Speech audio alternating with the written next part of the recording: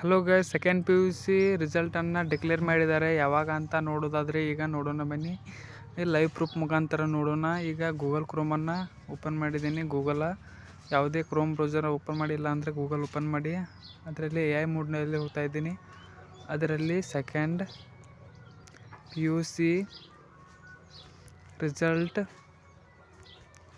Date 2026 ಅಂತ search ಮಾಡಿ send ಮಾಡಿ. AI ಮೋಡ್ಗೆ ಒಂದು ಸ್ವಲ್ಪ ಲೋಡ್ ತಗೋತಾ ಇದೆ. ಇಲ್ಲಿ ನೋಡ್ಬೋದು, ಈಗ ಒಂದು ಸ್ವಲ್ಪ ಲೋಡ್ ತಗೋತಾ ಇದೆ. ಬಂದಿದೆ ನೋಡ್ಬೋದು ನೀವು.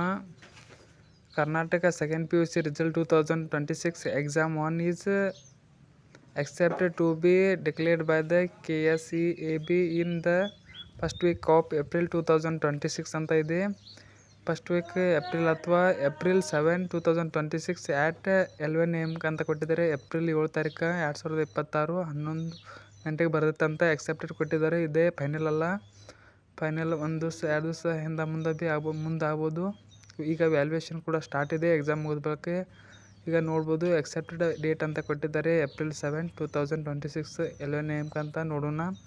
ಇಲ್ಲಾಂದರೆ ಏಪ್ರಿಲ್ 8 ಅಂತ 8, 9, 10 ಒಳಗಡೆ ಬರ್ಬೋದು. Thank you for watching.